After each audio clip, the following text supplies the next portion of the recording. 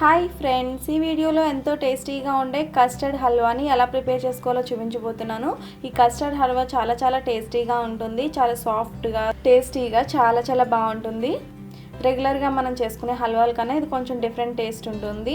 అంతేకాకుండా చాలా సింపుల్గా తక్కువ టైంలో ఈ రెసిపీని ప్రిపేర్ చేసుకోవచ్చు. సో ఈ కస్టర్డ్ హల్వా రెసిపీని ఎలా ప్రిపేర్ చేసుకోవాలో ఇప్పుడు చూద్దాం. లేట్ చేయకుండా రెసిపీని స్టార్ట్ చేసేద్దాము. ఫస్ట్ ఒక బౌల్లో 1 కప్ కస్టర్డ్ పౌడర్ని తీసుకోవాలి. నెక్స్ట్ అదే కప్తో 1 కప్ వాటర్ని కూడా వేసుకోవాలి. మీరు మెజరింగ్ కోసం ఏదైతే కప్ని యూజ్ చేస్తున్నారో అదే కప్తో మిగతా ఇంగ్రీడియంట్స్ని కూడా కొలుచుకుని వేసుకోవాలి. సో కస్టర్డ్ పౌడర్లో ఎటువంటి లంప్స్ లేకుండా ఇలా బాగా మిక్స్ చేసి పెట్టుకోవాలి. నెక్స్ట్ ఒక ప్యాన్లో 1.5 కప్ వరకు షుగర్ని వేసుకోవాలి. నార్మల్గా కన్నా కొంచెం తక్కువ స్వీట్ తినే వాళ్ళకి ఈ షుగర్ సరిపోతుందండి. లేదంటే నార్మల్గా తినే వాళ్ళైతే 1 3/4 కప్ వరకు వేసుకోవాలి. లేదా కొంచెం ఎక్కువ స్వీట్ తినేవారైతే 2 కప్స్ వరకు షుగర్ని వేసుకోవచ్చు. పంచదార కరిగేంత వరకు కూడా ఇలా స్పాచులాతో మిక్స్ చేస్తూ మీడియం ఫ్లేమ్లో మరిగించుకోవాలి. ఇది పాకం కింద రావాల్సిన అవసరం లేదండి. పంచదార బాగా మరిగిన తర్వాత ఇందులో 1 స్పూన్ నిమ్మకాయ రసాన్ని వేసుకోవాలి. నిమ్మరసం వేసుకున్న తర్వాత కలిపి ఉంచుకున్న కస్టర్డ్ మిక్స్ని ఒకసారి మిక్స్ చేసుకుని పాకంలో వేసుకోవాలి. ఇలా బాగా మిక్స్ చేసుకున్న తర్వాతనే మీరు పాకంలో వేసుకోవాలి.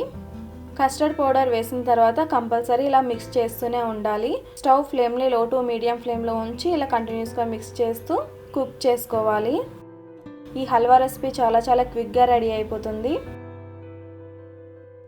మిశ్రమం ఇలా బాగా దగ్గర పడిన తర్వాత ఇందులో 60 గ్రామ్స్ వరకు నెయ్యిని వేసుకోవాలి. మొత్తం అంతా ఒకసారి వేసేయకూడదండి. 2 స్పూన్స్ వేస్తూ మిక్స్ చేసుకుంటూ ఉండాలి. అంటే ఫస్ట్ 2 స్పూన్స్ వేసుకుని ఇలా బాగా మిక్స్ చేస్తూ ఉండాలి. హల్వా నెయ్యిని పీల్చిన తర్వాతే రెండోసారి మీరు 2 స్పూన్ల నెయ్యిని వేసుకోవాలి.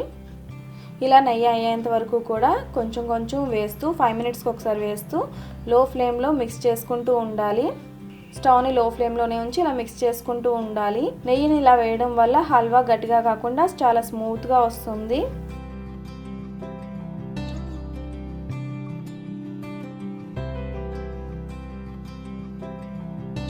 నెక్స్ట్ లాస్ట్లో దించే ముందు కొద్దిగా యాలకుల పొడి అలాగే సన్నగా చాప్ చేసుకున్న జీడిపప్పు కూడా వేసుకుని బాగా మిక్స్ చేసుకోవాలి. ఇక్కడ నేను ఓన్లీ జీడిపప్పు మాత్రమే యూజ్ చేశానండి. మీకు ఇందులో కావాలి అంటే జీడిపప్పుతో పాటు బాదం పిస్తాను కూడా వేసుకోవచ్చు. ఇలా నెయ్యిని మొత్తం హల్వా పీల్చుకున్న తర్వాత స్టవ్ ఆఫ్ చేసేసుకుని ఒక మౌల్డ్లోకి వేసుకోవాలి.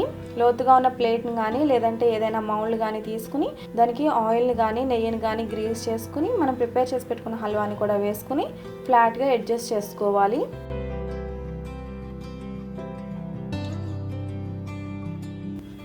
½ ఇంచ్ మందం వచ్చే వరకు ఇలా అడ్జస్ట్ చేసుకుని ఇది చల్లారేంత వరకు కూడా రూమ్ టెంపరేచర్లోనే ఉంచేసేయాలి. ఇది చాలా క్విక్గా చల్లారిపోతుందండి. 20 మినిట్స్లోనే మీకు ఇది చల్లారిపోతుంది. ఇది పూర్తిగా చల్లారిన తర్వాత చిన్న పీసెస్ కింద కట్ చేసుకోవాలి. డైమండ్ షేప్లో కానీ స్క్వేర్ షేప్లో కానీ ఎలా అయినా కట్ చేసుకోవచ్చు. ఇది వంట రాని వాళ్ళు కూడా చాలా ఈజీగా ప్రిపేర్ చేసుకోవచ్చు అండి. చాలా టేస్టీగా కూడా ఉంటుంది. చాలా తక్కువ టైంలో కూడా ప్రిపేర్ చేసేసుకోవచ్చు. కేవలం మీకు ఇది 10 నిమిషాల్లోనే రెడీ అయిపోతుంది. ఈ రెసిపీని మీరు కూడా తప్పకుండా ట్రై చేసి మీకు ఎలా కుదిరిందో నాకు ఈ వీడియో కింద కామెంట్ సెక్షన్లో తెలియచేయండి. ఈ రెసిపీ మీకు నచ్చితే తప్పకుండా లైక్ చేయండి. ఈ రెసిపీ ఎవరికైనా హెల్ప్ అవుతుంది అనుకుంటే ఈ రెసిపీని తప్పకుండా మీ ఫ్రెండ్స్ అండ్ ఫ్యామిలీస్కి షేర్ చేయండి.